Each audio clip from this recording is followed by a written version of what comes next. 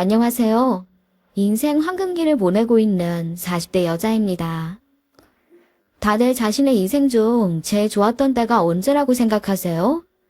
주로 20대, 30대 젊은 시절을 이야기하는 분들이 많으실 것 같은데 저는 지금이 제 인생에서 가장 행복한 시기라고 이 썰맘 채널에 자신있게 말할 수 있습니다.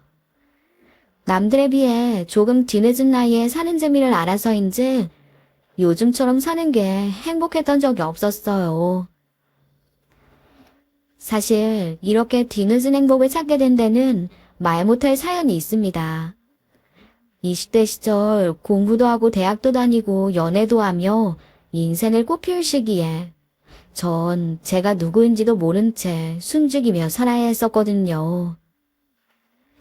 제 인생에서는 트라우마처럼 남는 일이라 그동안은 말할 용기가 나지 않았었는데 문득 그 시간이 있기에 지금의 행복이 더 소중하게 느껴지는 것 같더라고요. 그래서 이렇게 사연을 듣는 분들께도 제가 살아왔던 이야기를 나눠볼까 합니다. 저는 어린 시절의 기억이 많이 남아있지 않아요. 18살에 교통사고를 크게 당해서 기억까지 잃었었거든요. 예전에 비해 기억이 돌아오긴 했지만 아직까지도 18살 이전의 기억이 완전히 다 떠오르진 않네요. 당시의 제 기억은 병원 침대에서 눈을 뜬 것부터 시작해요. 제가 병원에 누워 있었고 눈을 떠보니 처음 보는 아주머니와 아저씨가 저를 내려다보고 있었습니다. 의식을 찾았을 때는 제 이름도 나이도 하나도 생각나지 않았어요. 저기, 여기가 어디예요? 제가 왜 병원에 누워 있어요? 어머, 학생, 이제 깨어난 거야? 여기 병원에 얼마나 누워 있었는 줄 알아? 한 달 넘게 의식 없이 누워 있어서 우리가 얼마나 걱정했다고. 한 달이나요? 뭔가 오래 잠든 것 같긴 한데. 그런데 아주머니 아저씨는 누구세요? 제가 무슨 사고를 당했었나요? 학생, 기억 안 나? 차에 치였는지 머리에 피를 철철 흘리면서 길가에 쓰러져 있던 걸 우리가 병원까지 데려왔잖아. 어머나, 사고 때문에 아예 기억을 잃었나 보네. 학생 이름이랑 나이는 기억나? 아니요. 저 아무것도 기억나질 않아요. 길가에 저 혼자 쓰러져 있었던 거예요? 옆엔 아무도 없었나요? 그렇다니까. 학생 혼자 길바닥에 피를 흘리며 누워있는 걸 우리가 구했어. 우리 아니었으면 학생 진짜 어떻게 됐을지도 몰라. 감사합니다. 아주머니 아저씨 덕분에 제가 살았네요. 정말 감사해요. 눈 떠보니 교통사고를 당했었다고 하는데 기억은 없으니 뭘 어떻게 해야 할지 모르겠더라고요. 그때 저를 구해주셨던 아주머니와 아저씨가 도움을 주셨어요. 오갈 데가 없는 것 같으니 기억 돌아올 때까지 우리 집에 와서 지내라고 해주셨거든요.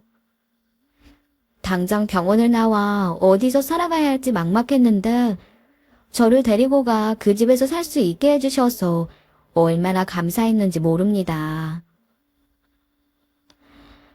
그렇게 그 집에서의 생활이 시작됐습니다. 저는 제 이름도 모르고 나이도 사는 곳도 아무것도 기억나질 않았어요. 그러다 보니 그분들 말씀이 전부인 줄 알고 살게 됐죠. 오갈 데 없는 처지가 되니 혹시라도 그분들이 저를 쫓아내면 어쩌나 하는 생각에 눈치만 보고 지냈습니다. 그래서 집 청소도 하고 아주머니 대신 집안 살림을 도왔어요. 이렇게라도 도움을 드릴 수 있어서 다행이다 싶었네요. 그러던 어느 날 아주머니가 할 말이 있다면서 저를 부르시더군요. 혹시라도 이제 이 집에서 나가라는 말을 하실까봐 심장이 막 뛰었어요. 저한테 하실 말씀 있으세요?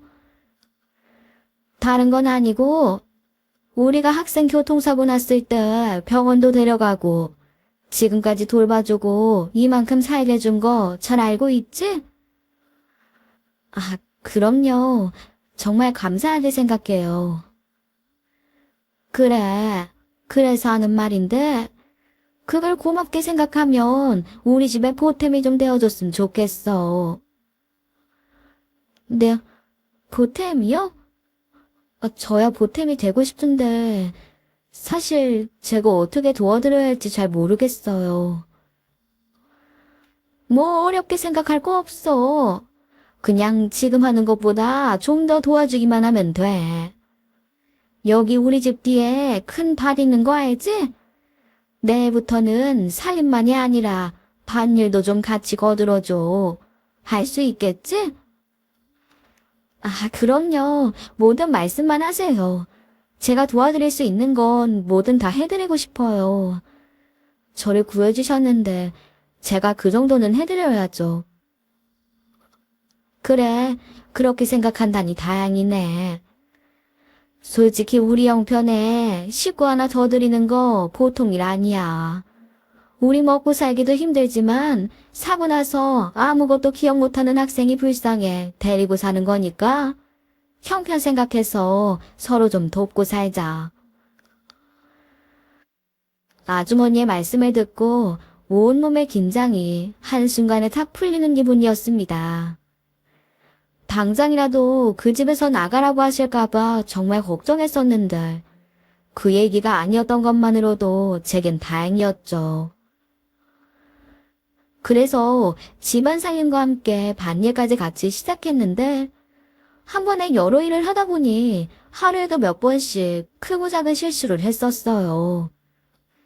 일이 서툴러 실수하니 그것도 고역이었지만 더 참기 힘든 건 따로 있었습니다. 바로 아주머니 식구들의 구박이었어요. 처음에는 저를 따뜻하게 대해주시던 분들이 서서히 저에게 화를 내고 구박하기 시작하셨거든요. 특히 아주머니는 저를 볼 때마다 답답하다고 화를 내시면서 심한 날은 저를 먹이는 밥도 아깝다고 하셨으니까요. 그 말을 들으니 속상하기도 하고 내가 왜 이런 대접을 받고 있나 서럽기도 했습니다. 그러나 서럽고 억울해도 할 수 있는 일이 없었어요. 내가 누군지 알아야 이 집에서 나가기라도 할 텐데 화가 난다고 이곳에서 나가면 오갈 곳이 없으니 서러워도 꼭 참고 견디는 수밖에 없었죠. 물론 저를 돌봐주시는 감사함에 꼭 참고 견디려고 해도 그냥 참고 넘어가기 힘든 날도 있었습니다. 그날도 밭일을 하다 실수를 했고 아주머니가 그걸 보신 거예요. 하루 이틀 일하는 것도 아니고 왜 이렇게 실수를 많이 하냐며 고래고래 소리를 지르셨죠. 게다가 저녁 식사 시간이 되자 저를 더 노골적으로 구박하셨습니다. 예, 너 오늘은 여기서 밥 먹을 생각하지 말아라. 밥 먹고 싶으면 나 안 보이는 데서 어디 구석에서 먹어. 네? 그럼 저는 먹을 데가 없는데. 야, 밥 한 끼 안 먹는다고 죽니? 넌 지금 일을 그따위로 해놓고 밥이 넘어가? 어디서 어떻게 살다 왔길래 말귀도 못 알아듣고 내가 너만 생각하면 속이 터져. 그렇게 가르쳐줬는데도 도대체 몇 번이나 실수하는 거야. 너 때문에 우리 농사 잘못되면 네가 책임질 거야. 죄송해요.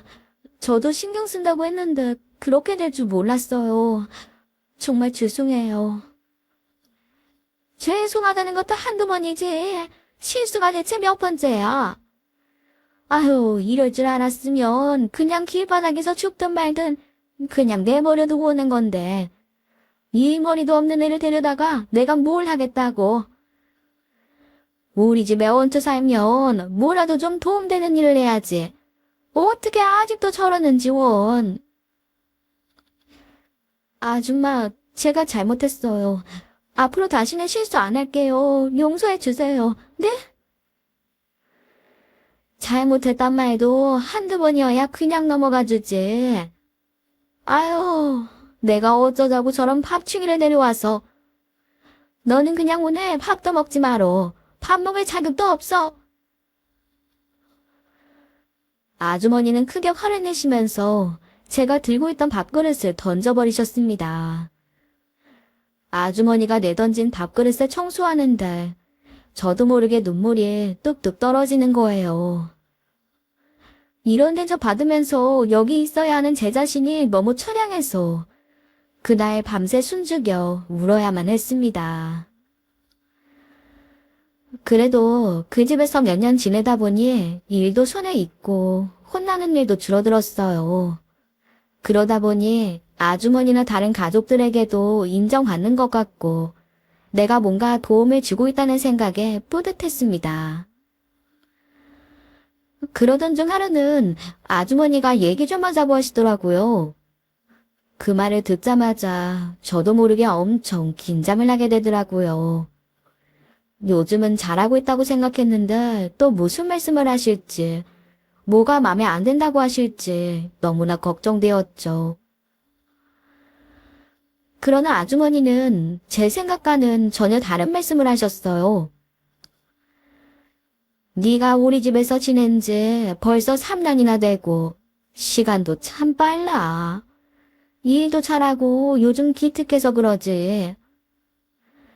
그것도 그렇지만 너 언제까지 우리 집에서 객식구 할 거야?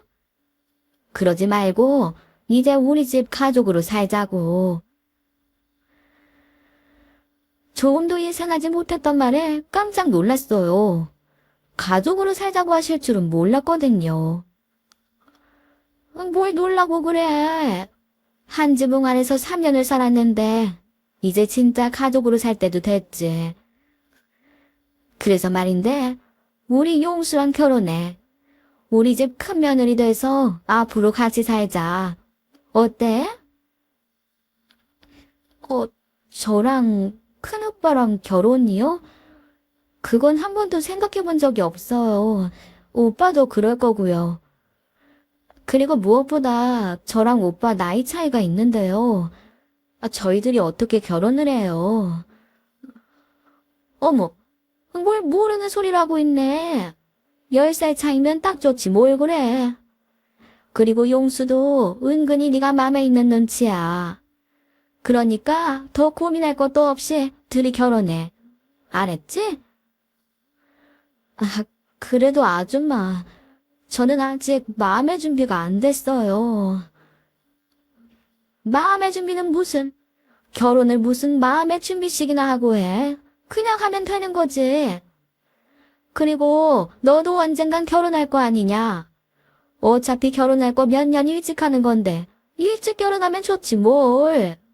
그만큼 안정되는 거 아니야? 게다가 우리랑 다 잘하니 시댁식구들 걱정할 일도 없고. 솔직히 너 우리니까 결혼시켜서 같이 데리고 살려고 하는 거지. 다른 사람 같았으면 너 받아주지도 않아. 기억 잃고 집도 절도 없는 며느리를 누가 좋아하겠니? 우리니까 너 기억 없어도 걷어주는 거지. 혹시 너 우리 용수 장애 있다고 싫은 거야? 그런 건 아니에요. 다만 오빠를 그렇게 생각해 본 적도 없고 저보다 나이도 훨씬 위니까 조심스러워서요. 그리고 제가 결혼 생각도 해본 적이 없는데. 다 그럴 때 시집 가는 거야. 더 나이 먹으면 너 시집 가고 싶어도 못 간다. 그리고 나중에 시집 가려고 해도 기억도 안 돌아오면 네가 누구한테 시집을 갈 거야.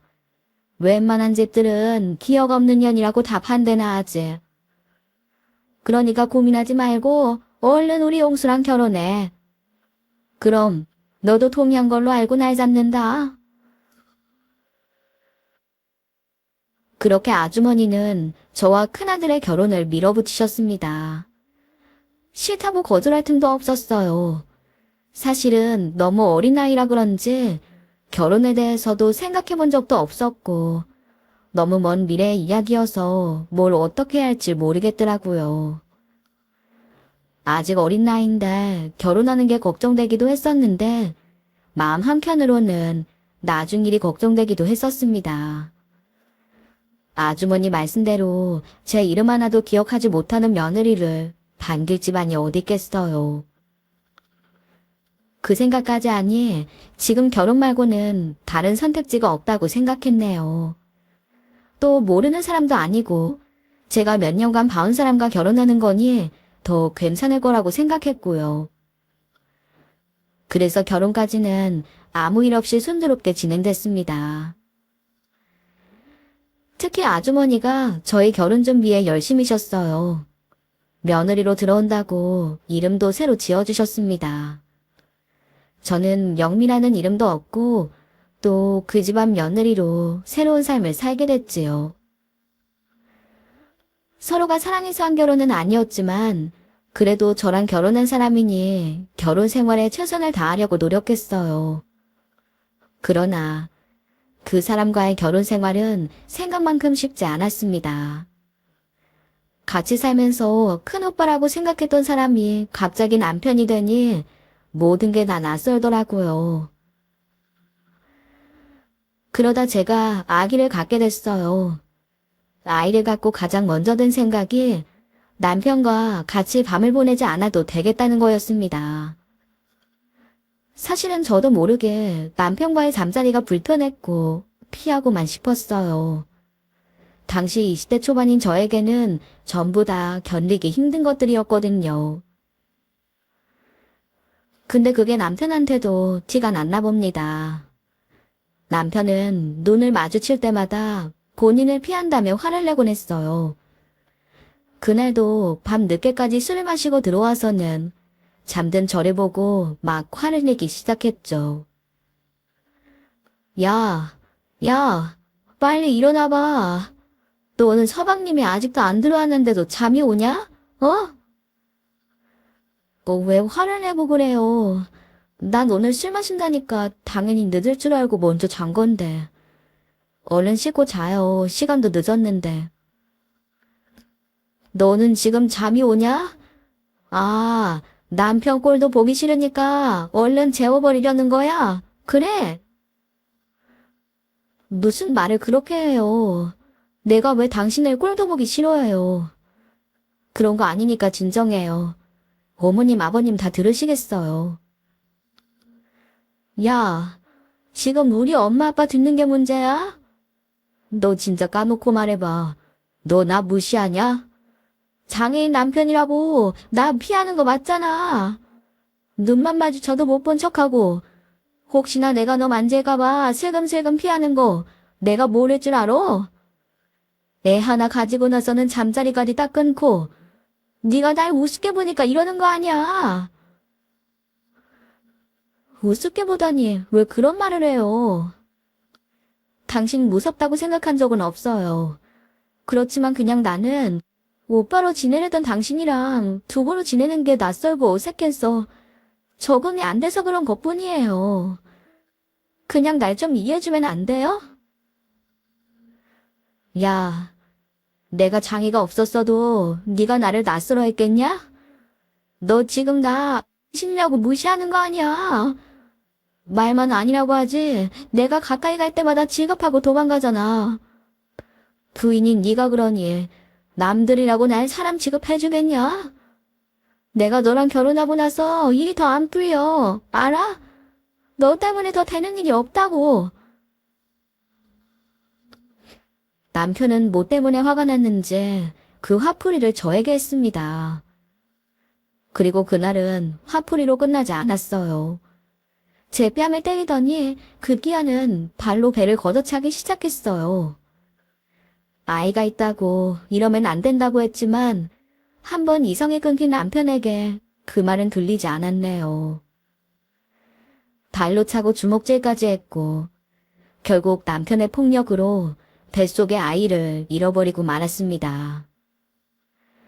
거기다 전 그날의 후유증으로 다시는 아기를 가질 수 없는 몸이 되고 말았어요. 아이를 유산하고 몸이 망가지자 온 가족이 저를 구박하기 시작했어요.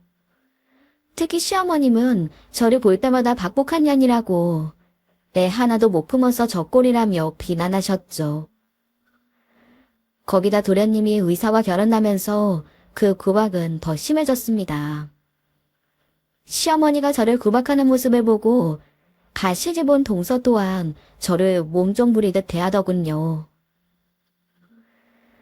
하루는 시아버지 생신이라 가족들이 다 모였어요. 하루 종일 부엌에서 일만 하던 저도 한술 뜨려고 밥상에 앉았는데 옆에 앉아있던 동서가 제 얼굴을 빤히 쳐다보더라고요. 저기 형님, 혹시 지금 내 옆에서 밥 먹으려는 거예요? 동서 옆자리에 좀 앉을게. 얼른 밥 먹자, 배고프다. 그 순간 동서가 숟가락을 탁 내려놨습니다. 와, 진짜 보자 하니까 안 되겠네. 이렇게 주제 파악이 안 되나? 동서, 갑자기 왜 그래? 혹시 지금 나한테 하는 말이야? 그럼 내가 형님한테 말하지 지금 누구한테 말하겠어요? 사고로 가족 잃고 아무것도 기억 못하는 사람이라길래 가엾고 불쌍해서 형님 대접은 좀 해주려고 했는데 이러면 안 되지. 지금 선 넘었잖아. 선을 넘었다니 그게 무슨 소리야? 그리고 나 가엾고 불쌍하게 생각해줄 필요 없어. 내가 기억상실증 걸린 건 맞지만 그게 동서가 동점할 일은 아니잖아. 집 불도 없는 게 자존심만 있어가지고. 좋은 말로 하면 못 알아듣는 것 같으니까 그냥 까놓고 말할게요. 솔직히 형님이 나하고 겸사말주지나 돼요. 의사가 어디서 굴러먹은지도 모르는 사람이랑 밥을 먹어야겠냐고. 그때 어머님이 일어나 저희 쪽으로 다가오셨어요. 하여튼 눈치도 없는 년이 꼭 말썽이지. 아, 큰애 뭐해. 얼른 자리에서 안 일어나고. 우리 의사 선생님 시댁 가서 밥 한 끼 편하게 먹어야지. 너 때문에 불편하게 밥 먹게 만들 거야. 그러다가 체하면 네가 책임질 거냐고.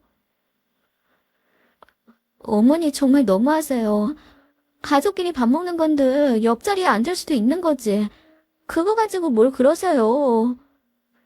그리고 저 아버님 생신상 차리느라 며칠 동안 고생한 거 어머님도 다 보셔서 아시잖아요. 그럼 수고했다고 해주시고 그냥 밥 먹으라고 봐주실 수도 있는 건데 어떻게 저만 나무라세요? 그 순간 시어머니가 들고 있던 숟가락으로 제 머리를 내리쳤습니다.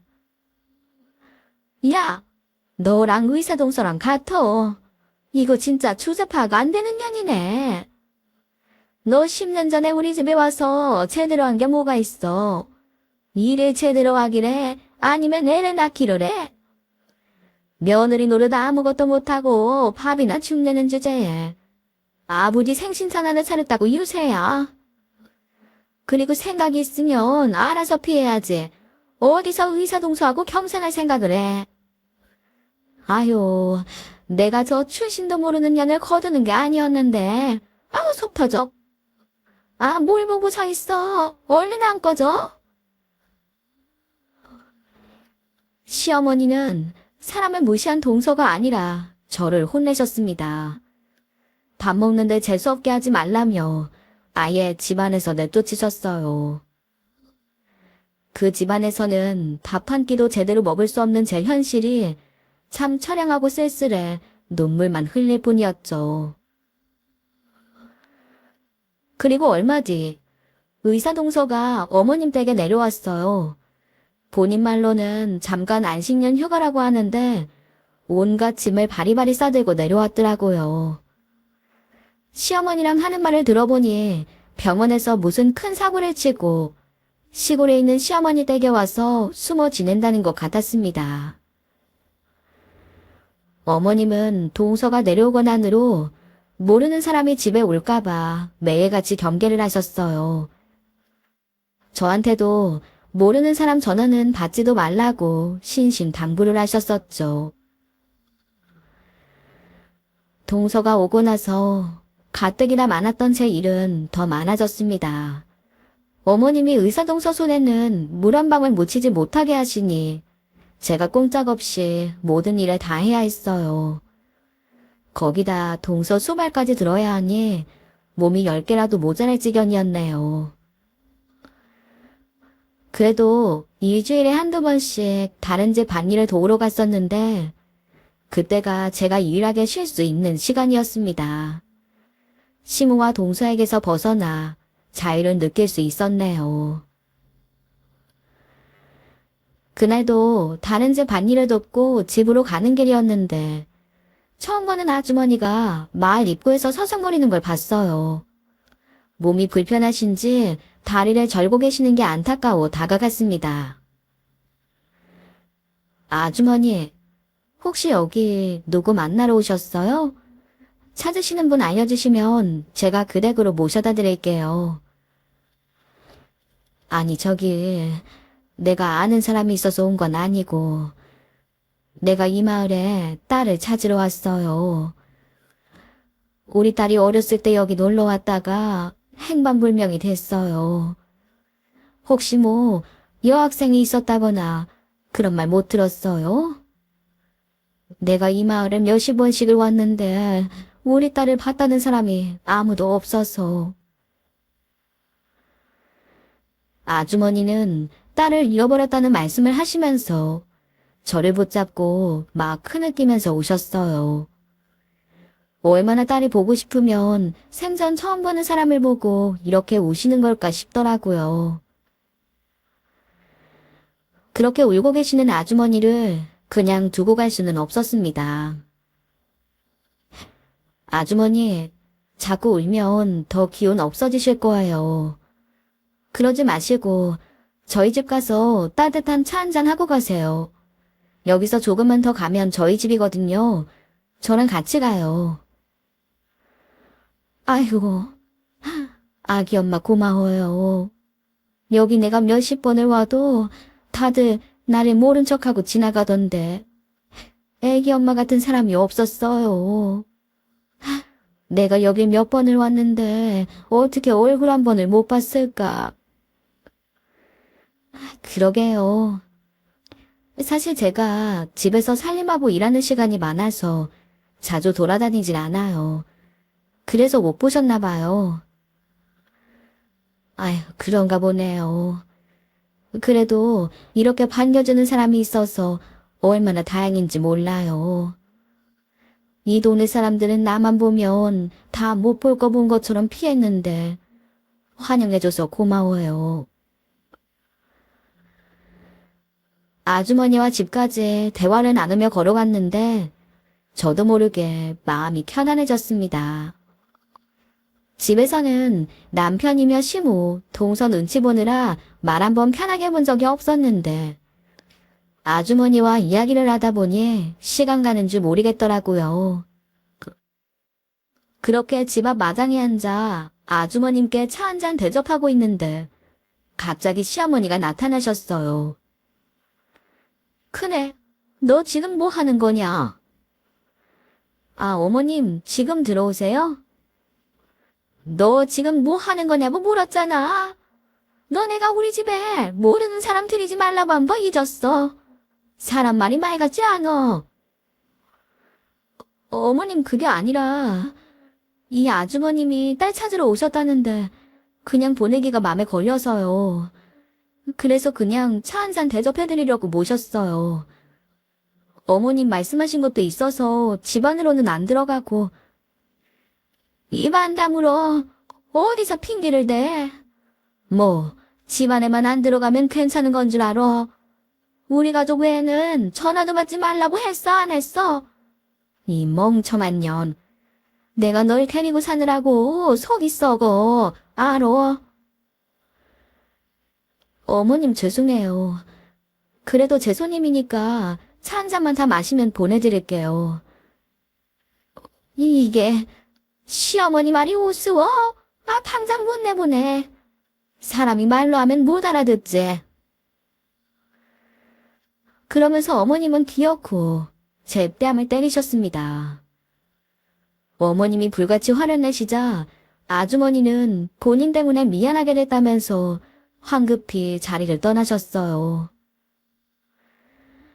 쫓기듯 떠나시는 아주머니를 보며 참 여러 생각이 들더라고요.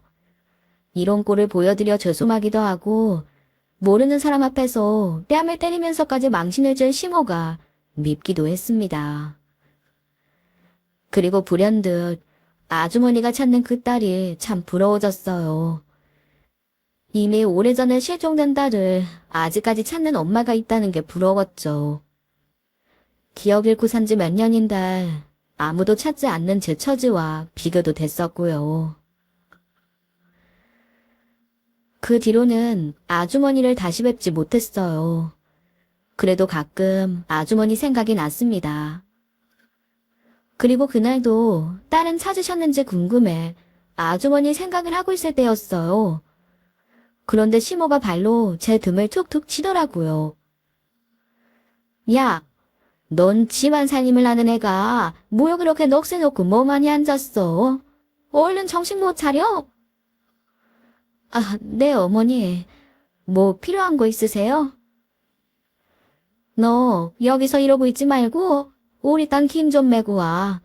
오늘 안에 다 해야 되니까 얼른 시작해. 뭘 꾸며버리고 있어. 시어머니는 소리를 지르며 제게 호미와 낯을 건네주는데 할 말을 잃었습니다. 시모가 김을 매라는 땅이 무려 1000평이나 되는 넓은 밭이었거든요.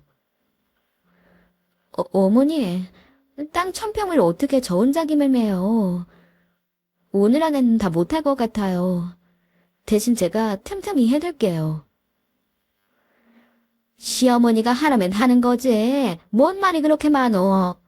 단단 잡초가 저렇게 많은데 그걸 그냥 둘 거야? 잔말 말고 어서 가서 잡초 뽑아.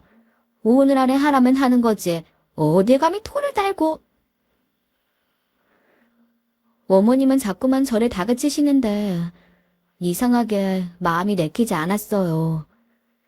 땅 1000평을 맨손으로 김을 매라는 것도 말이 안 되고 그 많은 일을 저한테만 시키는 것도 너무 억울한 거예요. 그래서 저도 모르게 대들었죠. 어머니 정말 너무하세요. 어머니도 밭일 해봐서 아시잖아요. 저 큰 1000평 땅을 어떻게 저 혼자 김을 매요. 오늘 안에 다 해야 하면 동서도 같이 하게 해주세요. 저보다 이 집에서 더 놀고 먹는 사람인데 일할 거면 당연히 동서가 해야죠. 너 지금 제정신이냐? 누구한테 뭘 시켜? 이게 넋 놓고 있더니 아예 나사가 빠졌나? 뜻은 밥 먹고 왜 헛소리야? 너 의사가 밭 김내는 거 봤어? 저런 일은 이 동서가 어떻게 해? 저런 일은 너처럼 볼품없고 머리 나쁜 애들이 하는 거지. 머리가 나쁘면 이 몸이 고생하는 거야. 그걸 아직도 몰라. 그래도 어머니 정말 너무하세요. 동서 여기 내려온 뒤로 설거지 한 번 안 시키셨잖아요. 의사 동서라고 손에 물 한 방울 안 묻히시면서 어떻게 저한테는 그 큰 밭김을 다 매라고 하시냐고요. 맨날 저만 몸종처럼 부려먹으시고. 저도 어머님 며느리예요. 기억 잃고 이 집 들어와 살았지만 그래도 어머님 며느리라고요. 이게 진짜 미쳤나? 어딜 눈을 똑바로 뜨고 대들어. 며느리라고 다 같은 며느리야. 너 같은 거랑 의사 며느리랑 같냐고. 까놓고 내가 널 몸종처럼 부린다고 뭐 따지러 올 친정이 있어 뭐가 있어. 잔소리 말고 얼른 못 나가? 이 집에서 쫓겨나고 싶어. 어머님은 저를 보고 반항한다며 고래고래 화를 내셨어요. 돈을 못 이기셨는지 신고 있던 신발로도 저를 때리셨으니까요. 저는 결국 어머님을 이기지 못하고 땅 1000평 김을 매러 나왔습니다. 그렇게 하염없이 자초를 뽑고 있는데 제 인생이 너무나 한심하고 처량한 거예요.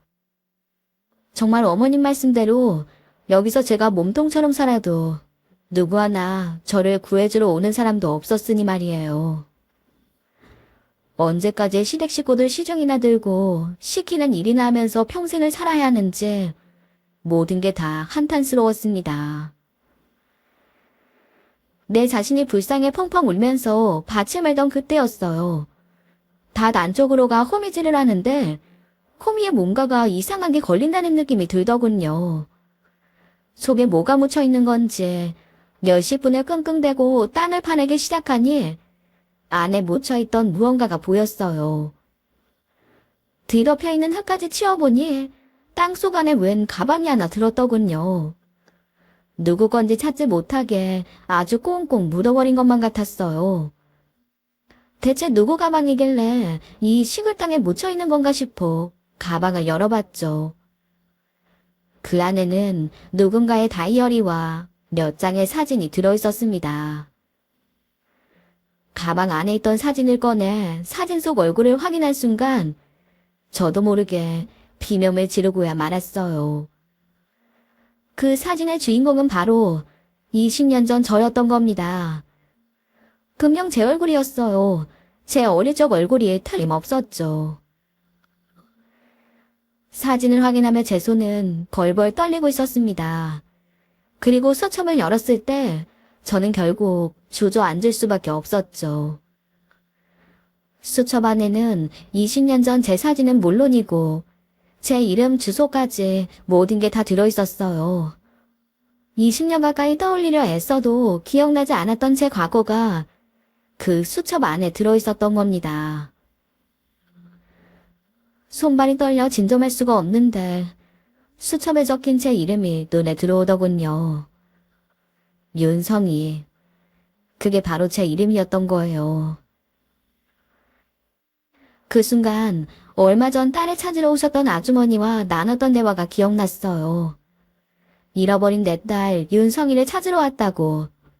혹시라도 그 이름을 가진 사람이 없냐고 묻던 바로 그 이름이었습니다. 수첩을 발견하고 갑자기 모든 게 혼란스러워졌습니다. 윤성이로 살았던 내가 어떻게 이곳에 왔고 거기다 내 소지품은 왜 시댁밭에 묻혀 있었으며 어떻게 시댁 식구들이 나를 구해주러 온 건지 머릿속이 복잡해 깨질 것만 같았네요. 일단 이 일이 어떻게 된 건지 시어머니에게 자초지종을 들어야 했습니다. 황급히 시댁문을 뛰어 들어가 안방문을 열려는 순간 시모와 동서가 나누는 대화가 제 발걸음을 붙잡는 겁니다. 어머님, 그럼 형님은 20년 가까이 되도록 아무것도 기억을 못하는 거예요. 아, 그래. 그렇다니까. 그러니까 저 나이 먹고도 여기서 우리한테 빌부터 살고 있지. 솔직히 제가 기억이로 다행이지 만약 제가 다 기억했어 봐. 네 시아버지 음주운전으로 사람 치었다고 당장 감옥 갔을걸? 그래도 제가 기억상실증에 걸린 게 우리한테는 1000원이었지 뭐. 그 덕에 우리가 몸 좀 구해서 아직까지도 이렇게 부려먹는 거 아니니? 네 골치 아픈 아주버님도 처리하고. 쟤 없었으면 우리 용수 아마 지금까지 장가도 못 가고 빌빌댔을 거다. 장애인한테 누가 시집을 와? 안 그래? 어머님, 그래도 조심하세요. 저러다가 갑자기 기억 찾으면 어떡해요? 걱정하지 말아라. 20년을 안 돌아온 기억이 뭐 갑자기 떠오르겠니? 아무튼 그 딸 찾는다는 여자만 다시 안 나타나면 돼. 마을 사람들이야 다 우리 사정 아니까 그런 사람 없다고 앞으로도 잡아 떼줄 거다. 그러니까 너도 말 조심해야 돼. 괜히 쟤한테 말 꺼냈다가 실수하지 말고. 어머님, 저 이래봬도 의사예요. 제가 그런 눈치도 없는 줄 알아요? 그리고 제가 왜 그 사실을 알려줘요? 저런 몸종 하나 있어서 제가 얼마나 편한데요. 죽을 때까지 부려먹어야 되니까 절대 말 안 해요. 염려 마세요. 문틈으로 둘이 나누는 대화를 듣고 제 몸에 소름이 끼쳤습니다. 그러니까 제가 알고 있는 모든 게 다 잘못된 거였어요. 시모가 저를 구해준 게 아니라 본인 남편 감옥 가는 게 무서워서 사모 피해자인 저에게 거짓말을 해 데리고 살았던 겁니다. 기억 잃은 저를 보살펴준 게 아니라 몸종으로 착취만 한 거였어요. 모든 진실을 알고 더는 그 집에 있을 수가 없었습니다. 당장 그곳으로부터 도망쳐야 했어요.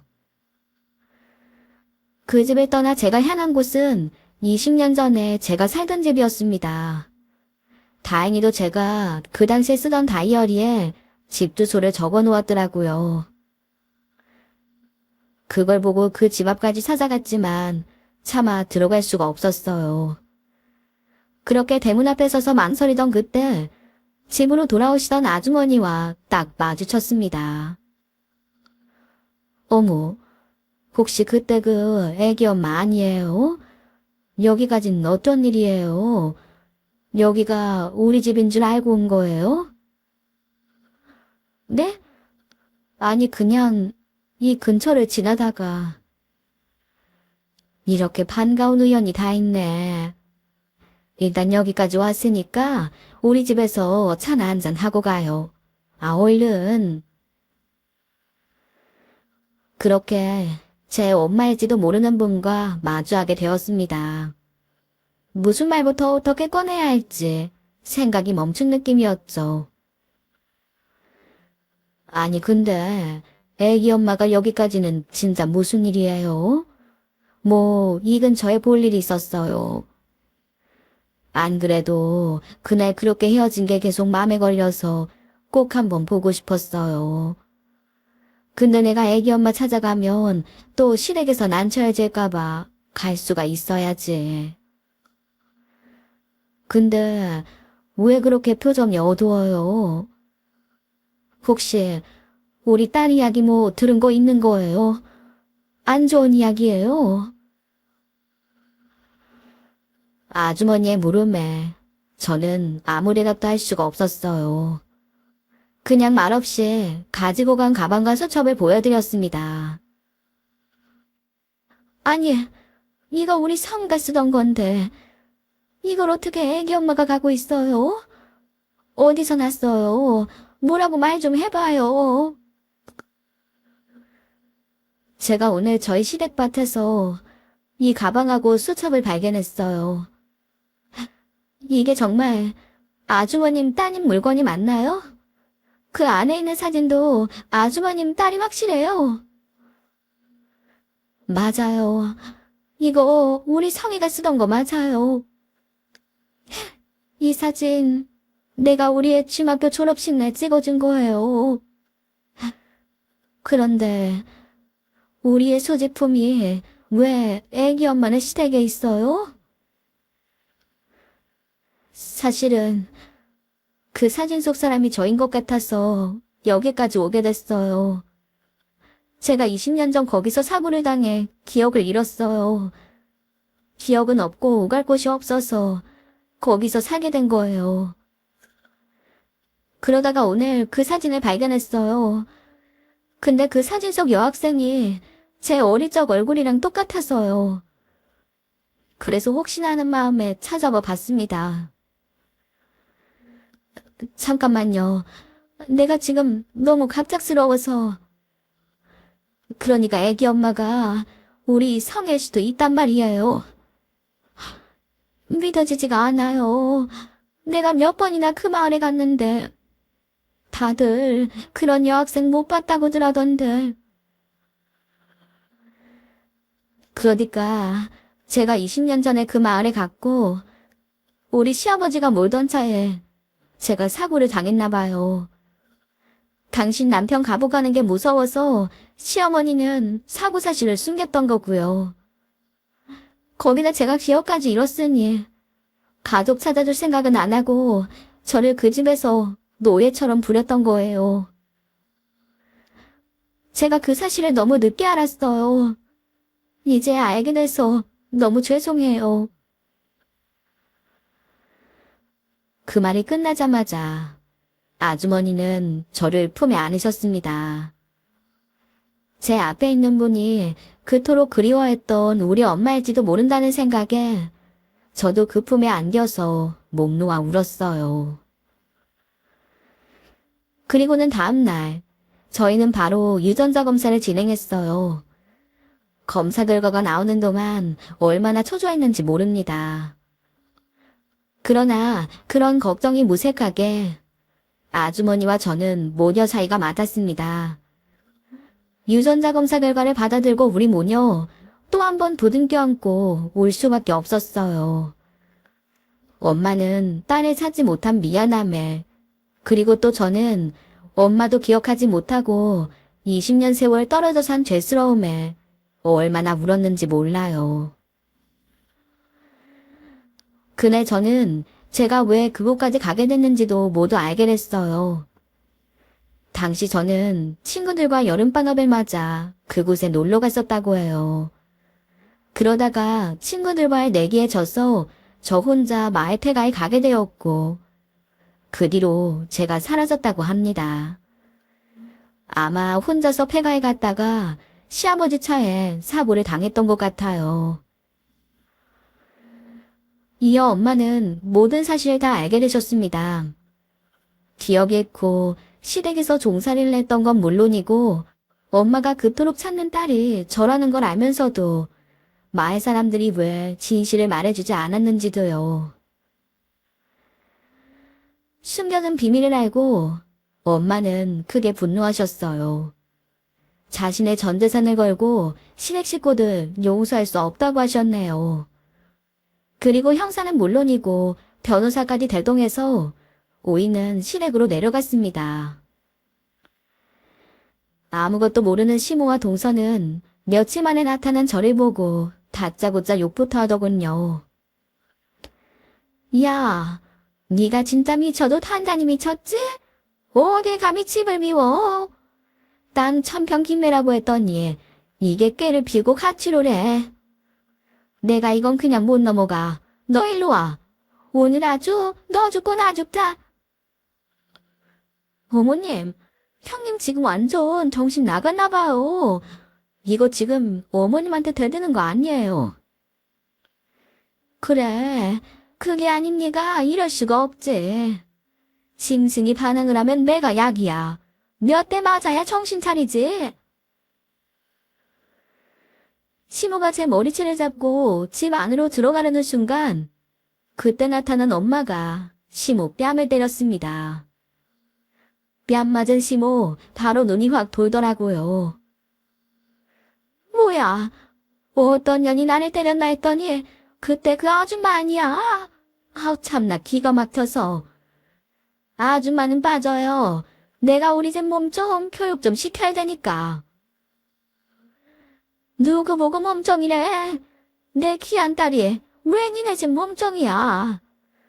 너 같은 년한테 잘못 걸려서 젊은 시절 시집 총살이하며 산 것도 억울한데 내가 또 그 꼴을 어떻게 봐.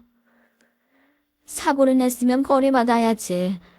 지들 벌 받기 무서워서 어린애 인생을 망쳐.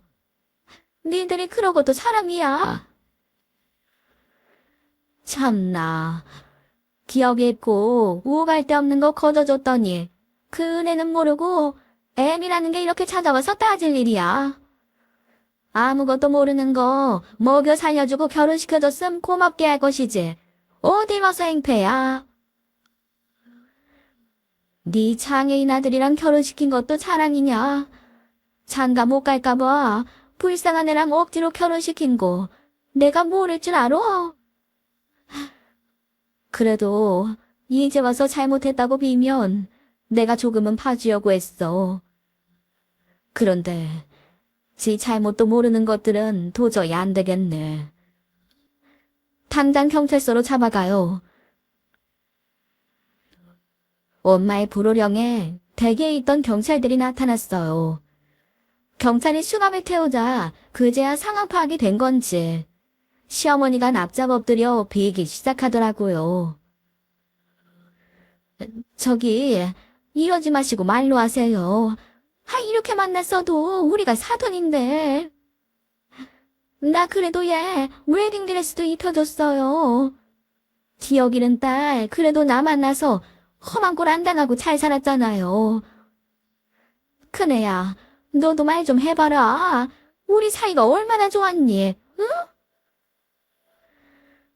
사이가 좋아서 밥그릇 내던지고 노예 부리듯 하셨어요. 잘난 의사 며느리만 감싸시고 저는 사람 대접도 해주신 적 없잖아요.